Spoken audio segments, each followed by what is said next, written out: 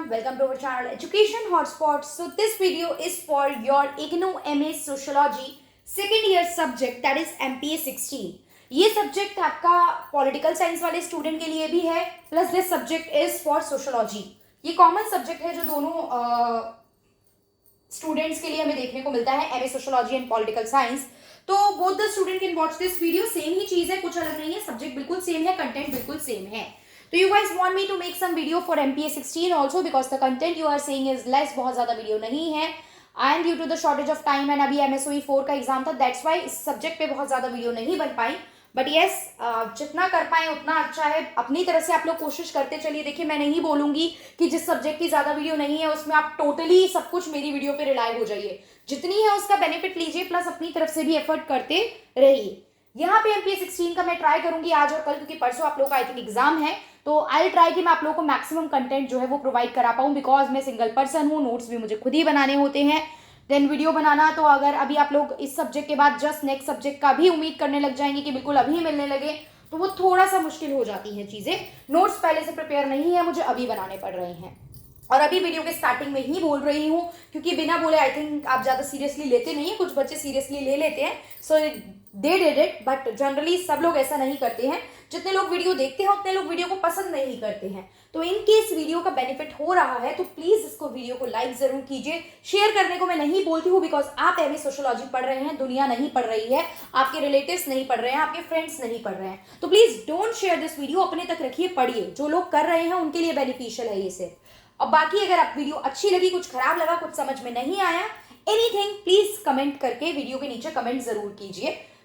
तो so that एक common एक क्या रहता है, टू वे कम्युनिकेशन बना रहता है. मुझे भी आप लोगों तक पहुंचने का मौका मिलता है और एक एप्रिसिएशन. देखो, इतना टोकन तो बनता है ना. अब यहाँ पे देखो, YouTube is not for monetary purpose, ये सबको पता है. मोनेटाइजेशन की बात होती तो मैं पहले भी बता चुकी हूँ, मोनेटाइजेशन करना अलग बात है, बट इन बिटवीन एड्स लगाना ये सब ये मेरे बस की नहीं है. मैं बहुत आलसी मान सकते हो आप मुझे इस चीज में. फिर मुझे ये भी लगता है एग्जाम टाइम पे एड स्किप करते रहोगे या फिर पढ़ोगे तो स्टार्टिंग लास्ट ऐड मिलता है, इससे ज्यादा ऐड आप लोगों को आई थिंक नहीं मिलते होंगे. मिलते भी हैं तो वो यूट्यूब की गलती है, मेरी गलती नहीं है. मतलब मैं अपनी तरफ से कहीं पे भी इन बिटवीन बड़ी वीडियो में भी ऐड प्लेस नहीं करती हूँ. ठीक है, चलिए तो बात करते हैं आपके टॉपिक की. लेकिन वीडियो को लाइक जरूर कर दीजिए. अगर पता है पहले से मेरी वीडियो देख रहे हो और लग रहा है कुछ काम का कंटेंट मिलेगा, तो चाहे देखने से पहले ही लाइक कर दीजिए. अदरवाइज वीडियो एंड होते ही अपना काम बना और हम निकल लेंगे, ऐसा सीन हो जाता है. चलिए, तो द क्वेश्चन इज, यहाँ पे MPA 16 में हमें जो क्वेश्चन पढ़ना है, that is partnership among different level of the government. अब गवर्नमेंट के अलग अलग लेवल है, जैसे सेंट्रल गवर्नमेंट है, स्टेट गवर्नमेंट है, डिस्ट्रिक्ट लेवल पे गवर्नमेंट होती है. तो इनमें अलग अलग तरीके को लेके पार्टनरशिप होती है. फंडिंग की बात करें, देखो, फाइनेंस कमीशन सेंट्रल लेवल पे काम करती है, state finance commission state level पे काम कर रही है, प्लस डिस्ट्रिक्ट की फंडिंग भी देख रही है. तो कैसे रेवेन्यू एलोकेशन का काम होता है, सिंस मतलब हम लोग कहते हैं कि हमारी गवर्नमेंट एक फेडरल गवर्नमेंट है. फेडरल मतलब सेंट्रल और स्टेट गवर्नमेंट देखने को मिलती है. पावर में डिवीजन है, लेजिस्लेटिव, एग्जीक्यूटिव, जुडिशरी आपको देखने को मिल रहा है. So there is division of power. तो आपकी गवर्नमेंट मतलब हमारी गवर्नमेंट में हमें ये फीचर्स देखने को मिलते हैं. So how we will proceed with this answer, हम कैसे प्रोसीड करेंगे, तो हम देखेंगे कि आज के टाइम में डिसेंट्रलाइजेशन जो है वो एक अच्छी बात है. ऑब्वियस बात है, पावर का डिवाइड होना. देखो, डिसेंट्रलाइजेशन क्या होता है, एक होता है दो पर्सन है, for example this is A, this is B. Let me show you, this is A, this is B. A ने बी को काम दिया, दिस इज डेलीगेशन. ए ने बी को काम दिया, this is delegation. But B के नीचे सी काम कर रहा था, इसने आगे उसको बोला, सी ने डी को बोला. जब बार बार हर लेवल पे काम डेलीगेट हुआ तो ये क्या बन जाता है, ये बन जाता है डिसेंट्रलाइजेशन. क्लियर, ये बन जाता है आपका decentralisation. This is concept of decentralisation. I hope ये चीज क्लियर हो. थोड़ी स्पेलिंग ऊपर नीचे हो गई, बट आई होप आपको समझ में आ रहा होगा. तो डिसेंट्रलाइजेशन एक इंपॉर्टेंट कंसेप्ट, एक अच्छी चीज है. ये पॉलिटिकल ग्राउंड पे भी हो सकता है, इकोनॉमिक ग्राउंड पे भी हो सकता है. मतलब पॉलिटिकली भी, ताकि मिलके काम करेंगे. सब काम मैं नहीं कर सकती हूँ. आप मुझसे कहो कि आप सारे सब्जेक्ट पढ़ा लो, आप ये ले रहे हो सोशोलॉजी, तो एक काम करो, अब आप हमारी बायोलॉजी भी लेने लग जाओ, आप हमारी फिजिक्स भी लेने लग जाओ, आप हमारी केमिस्ट्री भी लेने लग जाओ, आप हमारी मैथ्स भी लेने लग जाओ. इन सब्जेक्ट का नाम इसलिए ले रही हूँ क्योंकि ये मैं नहीं करा सकती हूँ. बट ऐसे if you will say the other subject economics and history, तो ये तो मैं करा सकती हूँ, दैट्स व्हाई मैंने इनका नाम नहीं लिया. तो पॉलिटिकल ग्राउंड की बात करें तो आपकी डेमोक्रेसी स्ट्रेंथन होती है, प्लस गवर्नमेंट सिटीजन के ज्यादा क्लोजर रहती है, क्योंकि विलेज में रहने वाला इंसान कहाँ से आपके प्राइम मिनिस्टर से कांटेक्ट कर पाएगा। तो विलेज की एक लोकल लेवल की गवर्नमेंट चाहिए जिससे उसे भी तसल्ली मिले कि मेरी बात पहुंच रही है अथॉरिटी तक और उस पर कुछ एक्शन लिया जाएगा। इकोनॉमिक ग्राउंड की बात करें तो इकोनॉमिक ग्राउंड में होता है आपकी एफिशिएंसी और इफेक्टिवनेस बढ़ाने का काम करता है। इकोनॉमी के थ्रू क्या होता है, आपकी एफिशिएंसी और इफेक्टिवनेस बढ़ती है उससे। तो ये पार्टनरशिप शो करती है कि आपका फेडरल स्ट्रक्चर है। अब पार्टनरशिप पे फील्ड सबसे पहले देखो रेवेन्यू असाइनमेंट को लेके होता है। Revenue is income, revenue is nothing but income. Government जो होती है वो, गवर्नमेंट का मेन सोर्स ऑफ रेवेन्यू क्या है, गवर्नमेंट कैसे पैसा कमा रही है, मेनली टैक्स से। और जो छोटा मोटा कमा रही है उसको भी साइड रखो, गवर्नमेंट मेनली किससे कमा रही है, गवर्नमेंट मेनली टैक्स का पैसा कमाती है। तो इसीलिए गवर्नमेंट को डिसाइड करना होता है कि कौन सा टैक्स सेंट्रल गवर्नमेंट के पास है, कौन सा टैक्स स्टेट के पास है, कौन से में वो लोग शेयर करेंगे।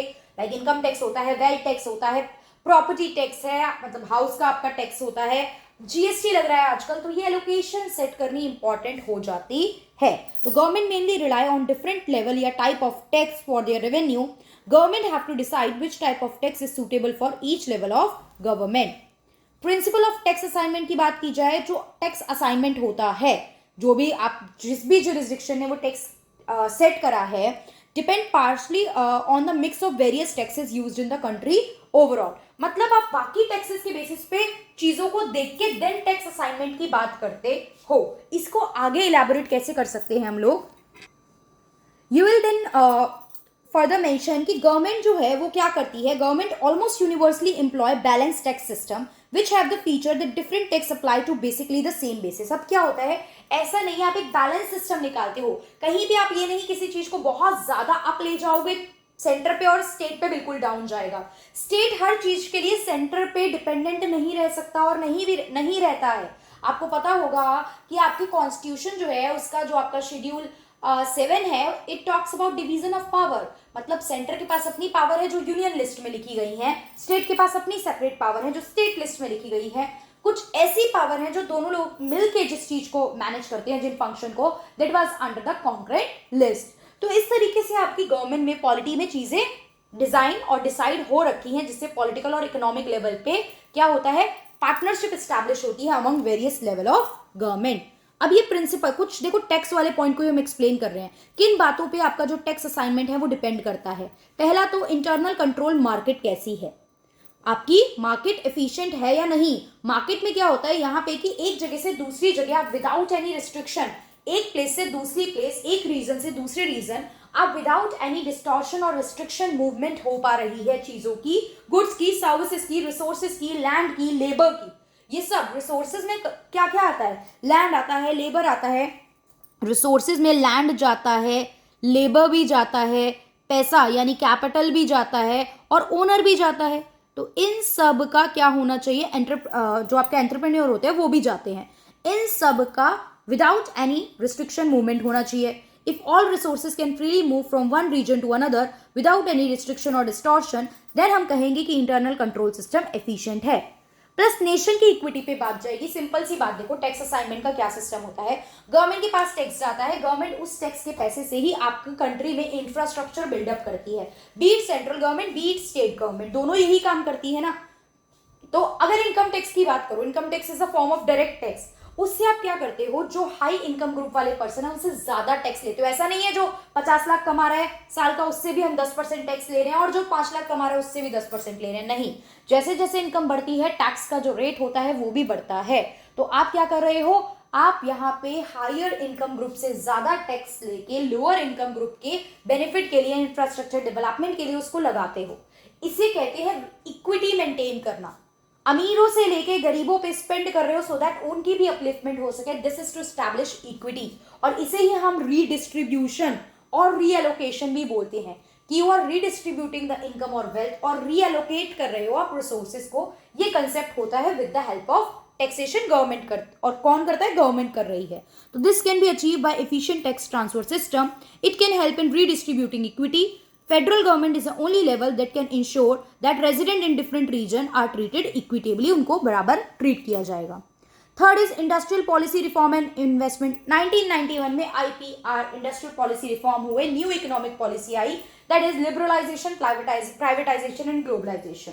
Now the topic is not कि LPG के बारे में डिटेल में बात करूंगी, बट उससे हमें पता है कि प्राइवेट लोगों को, प्राइवेटाइजेशन को थोड़ा मौका मिला था क्योंकि पीएसयू से डिसइन्वेस्टमेंट हो गया था, लोगों ने पैसा हटाना स्टार्ट कर दिया था क्योंकि उनकी परफॉर्मेंस अच्छी नहीं थी। प्लस पहले हर काम को करने के लिए लाइसेंस लेना पड़ता था, लेकिन अब लिबरलाइजेशन आ गया तो आपको लिबर्टी मिल गई, सिर्फ कुछ चीजों के लिए लाइसेंस लेना है, जैसे ड्रग्स, फार्मा, इन सब चीजों के लिए। बाकी न्यूक्लियर एक्सप्लोजन के लिए बाकी आप काम बिना लाइसेंस के कर सकते हो कोई भी। तो इस वजह से इन्वेस्टमेंट बढ़ी, इस वजह से इन्वेस्टमेंट भी काफी हद तक हमें देखने को मिली। तो इसकी वजह से आईपीआर 1991 यानी एलपीजी की वजह से डोमेस्टिक एंड फॉरेन इन्वेस्टमेंट बढ़ी। क्यों? क्योंकि लाइसेंसिंग अबॉलिश हो गई, फर्स्ट पॉइंट। दूसरा, इंडस्ट्रीज जो पब्लिक सेक्टर के लिए रिजर्व थी वो भी क्या हो गई? कम हो गई। So I hope this point is clear. Next, they are connected on the basis of investment incentive. Investment देखो, सेंट्रल गवर्नमेंट के भी कुछ इंसेंटिव है, स्टेट गवर्नमेंट के भी है। मैं जल्दी से पढ़ देती हूँ, इसमें समझने जैसा बहुत ज्यादा है नहीं। आप लोग को नोट्स मिलेंगे तो आप उसमें से याद कर लेना कि 100% प्रॉफिट डिडक्शन होगा डेवलपिंग, ठीक है, for developing, maintaining and operating infrastructure facility. अगर आप ये दे रहे हो तो प्रॉफिट डिडक्शन मिल जाएगा आपको, टैक्स नहीं लगता। 100% tax exemption on export profit for 10 year, 10 साल के लिए एक्सपोर्ट कर रहे हो तो जो भी प्रॉफिट होगा उस पर कोई टैक्स नहीं देना पड़ेगा। Capital subsidy schemes and fiscal incentive for expansion in the north east region में अगर आप कुछ भी कर रहे हो, ऑपरेशन अपना, कोई भी फंक्शन, कोई भी स्टार्ट वर्क कर रहे हो तो वहां पे भी आपको बेनिफिट मिल जाएगा। 100% tax deduction of profit for 5 साल के लिए तो 100% एंड उसके बाद 2 साल के लिए 50%, यानी पहले 5 सालों के लिए तो 100% तक टैक्स एग्जाम्प्ट है, बाकी और 2 साल, 7 साल तक मतलब आप ये टैक्स डिडक्शन ले रहे हो अगर आप स्पेशल इकोनॉमिक जोन में ऑपरेट कर रहे हो। स्टेट गवर्नमेंट के इंसेंटिव क्या क्या है? Single window approval system for setting up industrial unit setup करनी है। भैया ज्यादा फंसाएंगे नहीं आपको कि यहाँ जाओ वहां जाओ, यहाँ से पेपर साइन, ये कराओ वो कराओ, नहीं, एक सिंगल विंडो, एक जगह आओ। सिंगल विंडो का क्या मतलब है? दिमाग में ये मतलब एक छोटी सी खिड़की है, वहां खड़े हैं। सिंगल विंडो मतलब एक ही बार में आपकी सारी चीजों को अप्रूवल मिल जाएगा। Electricity duty resignation fee and stamp clarity exemption मिलेगी। Reservation of plot for NRI, NRI के लिए, नॉन रेजिडेंट इंडियन के लिए आपका प्लॉट्स का रिजर्वेशन रहेगा। इंटरेस्ट रेट और फिक्स कैपिटल सब्सिडी आपको यहाँ पे भी मिलेगी। This is the incentive of by the central government और द स्टेट गवर्नमेंट। नेक्स्ट, इसमें आप एक चीज और लिख सकते हो, फिस्कल डिसेंट्रलाइजेशन हो सकता है। फिस्कल डिसेंट्रलाइजेशन पे अलग से भी क्वेश्चन आए तो और डिटेल में इसके बारे में मैं आपसे बाद में बात करूंगी। मतलब देखते हैं, अभी मैं मोस्ट मतलब लाइक ऐसे टू डू क्वेश्चंस आप लोगों को करा रही हूँ जो आए हैं कहीं ना कहीं तक एग्जाम में। और पता है क्या होता है, एमपीए 16 में क्वेश्चन बहुत सिमिलर लगता है यार हर क्वेश्चन में यही तो पूछ रहा है। डिसेंट्रलाइजेशन वर्ड सब में दे रखा है, डेमोक्रेटिक डिसेंट्रलाइजेशन, और ये सेम ही वर्ड कहीं ना कहीं हर जगह दे रखे हैं। तो थोड़ा डिटेल में टॉपिक को पढ़ के जाना है सो दैट आप क्वेश्चन में अंतर कर पाओ। अदरवाइज आप क्वेश्चन ही नहीं समझ पाओगे तो आंसर देना तो बहुत मुश्किल हो जाएगा। कई बार क्वेश्चन अगर समझ जाओगे ना तो इतना एक्सप्लेन जो है बना बना के खुद भी कर लोगे चीजों को। चलिए, तो लास्ट फिस्कल डिसेंट्रलाइजेशन का मीनिंग देख लो कि आप एक्सपेंडिचर, रिस्पॉन्सिबिलिटी और रेवेन्यू ट्रांसफर कर रहे हो लोअर लेवल ऑफ गवर्नमेंट से। जैसे for example central government transfer कर रहा है स्टेट गवर्नमेंट को, सो स्टेट गवर्नमेंट कर रहा है डिस्ट्रिक्ट लेवल ऑफ गवर्नमेंट को। So this is known as fiscal decentralisation. Decentralisation का मतलब क्लियर है ना, ऊपर से नीचे की तरफ फ्लो करना। अथॉरिटी हो, पावर हो, फंड हो, मतलब पैसा हो, कुछ भी हो, हायर अथॉरिटी से वो टिल द लोअर अथॉरिटी तक फ्लो होके आ रहा है। This is decentralisation. अब उसको किसी भी वर्ड के साथ अटैच कर दो। डेमोक्रेसी है तो वो पॉलिटिकल लेवल पे बात कर रहा है, फिस्कल या इकोनॉमिक है तो वो पैसों की बात कर रहा है, फंडिंग की बात कर रहा है। तो आई होप ये कंसेप्ट क्लियर हुआ होगा, ये आंसर क्लियर हुआ होगा। वीडियो अपलोड होने के थोड़ी देर बाद he will get the PDF of this particular answer and आप लोग उसको रिवाइज कर सकते हो, पढ़ सकते हो। आई विल ट्राई कि मैं इस तरीके के और इंपॉर्टेंट क्वेश्चन आप लोगों के साथ शेयर करूं। टिल देन अपनी तरफ से पढ़ते रहिए, डाउट पूछते रहिए, जो भी कंसेप्ट में डाउट है चैनल के कमेंट में पूछ लीजिए। टेलीग्राम चैनल ज्वाइन कर लीजिए पीडीएफ के लिए। प्लस इंस्टाग्राम पे आप मुझे डाउट पूछ सकते हैं, मैं सबको पर्सनली इंस्टाग्राम पे रिप्लाई करके चल रही हूँ। तो आप लोग मुझे इंस्टाग्राम पे भी एजुकेशन हॉटस्पॉट के पेज पे मैसेज कर सकते हैं, not on the personal Insta. वहां पे आप रिक्वेस्ट भेजोगे, एक्सेप्ट नहीं हो पाएगी, मैसेज रीड नहीं हो पाएगा।